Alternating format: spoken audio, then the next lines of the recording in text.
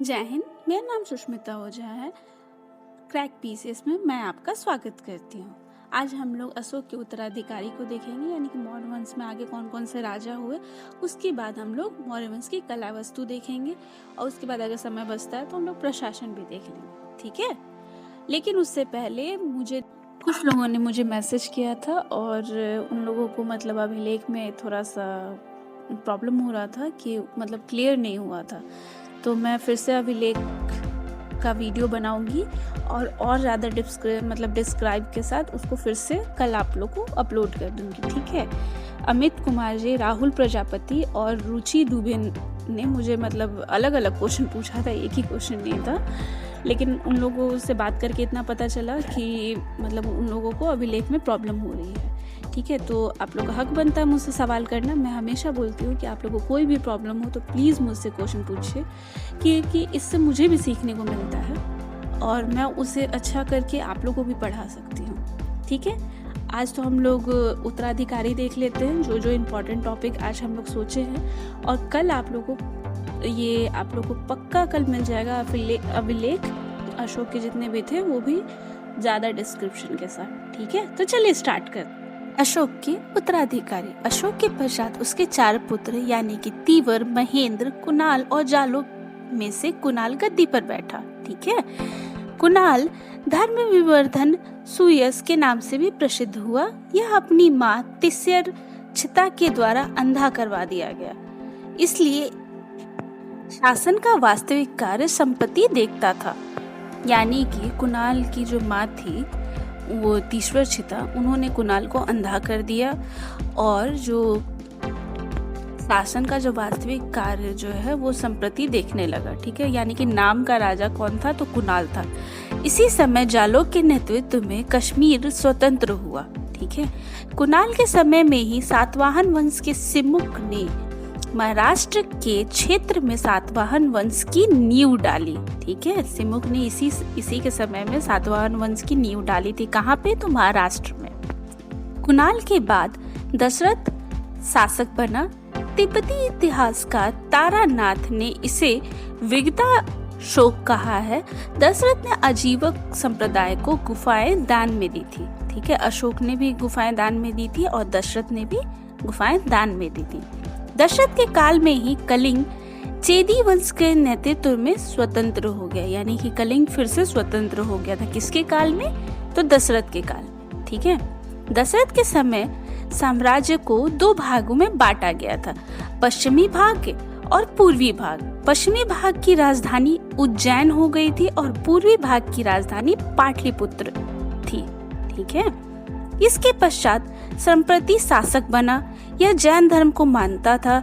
इसके काल में अकाल आया था। किसके काल में अकाल आया था, तो संप्रति के काल में अकाल आया था, जिसे यह दुखी होकर श्रवणबेलगोला चला गया, जहाँ पे चंद्रगुप्त मौर्य भी चले गए थे और उन्होंने संलेखना विधि से अपना प्राण त्याग दिया था जैन धर्म में, ठीक है। और उसके बाद कौन गया, तो संप्रति भी श्रवणबेलगोला चला गया, जहां उसने जैन विधि से अपना प्राण त्याग दिया, ठीक है।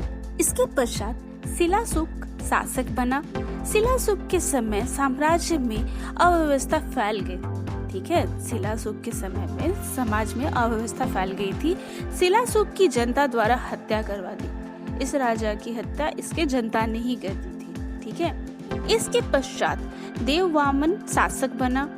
इसी के समय में भारत के पश्चिमोत्तर क्षेत्र में हिंद यूनानी शासक ड्रेमेटियस का आक्रमण हुआ था। ड्रेमेटियस का आक्रमण किसके काल में हुआ था, तो देववर्मा के काल में हुआ था, ठीक है। आगे हम लोग हिंद यूनानी पढ़ेंगे जब आक्रमण जो आगे चल के, तो उसमें हम लोग ये सब पढ़ेंगे, ठीक है। चलिए आगे देखते हैं। देववर्मा के पश्चात धनुष शासक बना और इसके पश्चात अंतिम शासक बृहदत्त बना। यानी कि मौर्य वंश का अंतिम शासक कौन था, तो बृहदत्त था।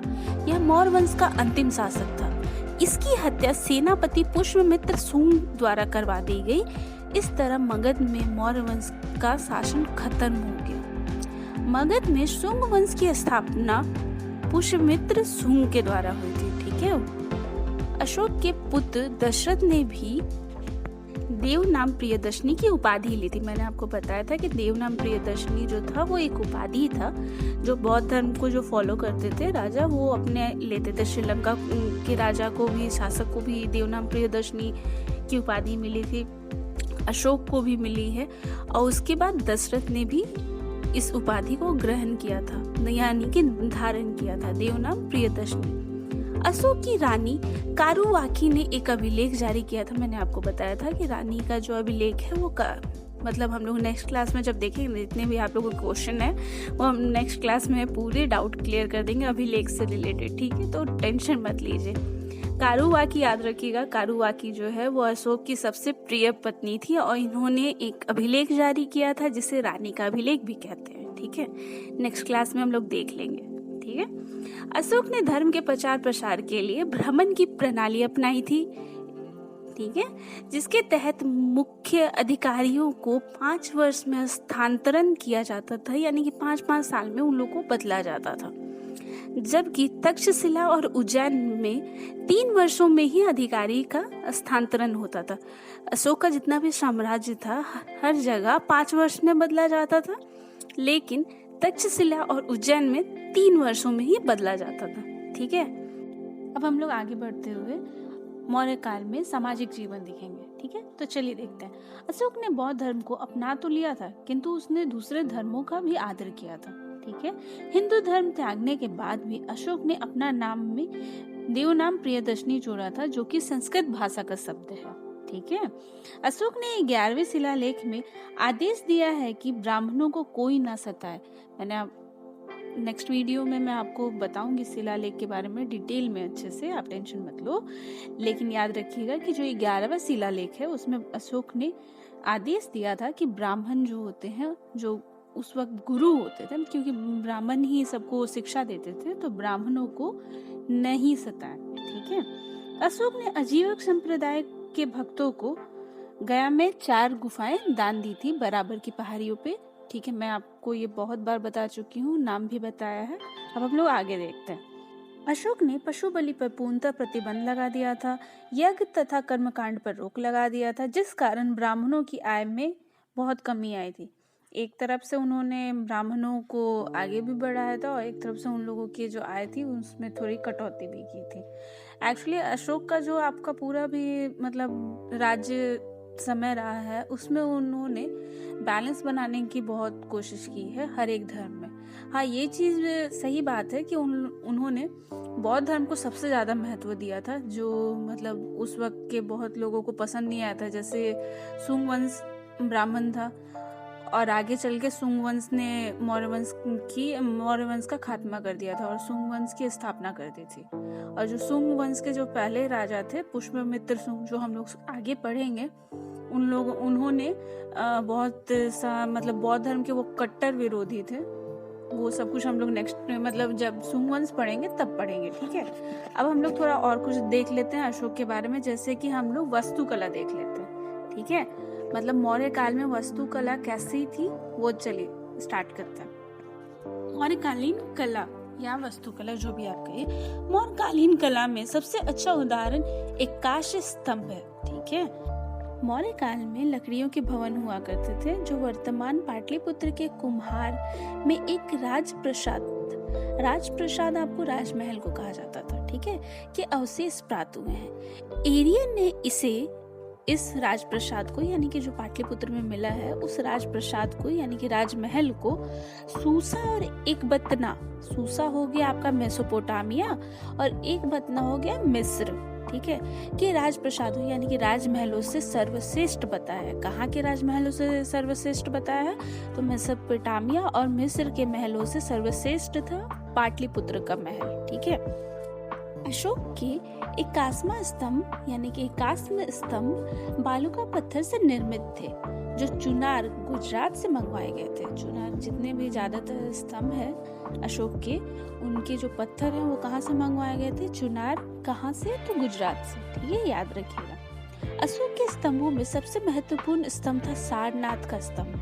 सारनाथ का स्तंभ सबसे ज्यादा महत्वपूर्ण था, याद रखिएगा, जिस पर 4 पत्थरों के शेर को एक ही जगह रखा गया है, जो अहिंसा का सूचक है, ठीक है। यही भारत का राष्ट्रीय चिन्ह भी है। इसके नीचे देवनागरी लिपि में सत्यमेव जयते लिखा गया है।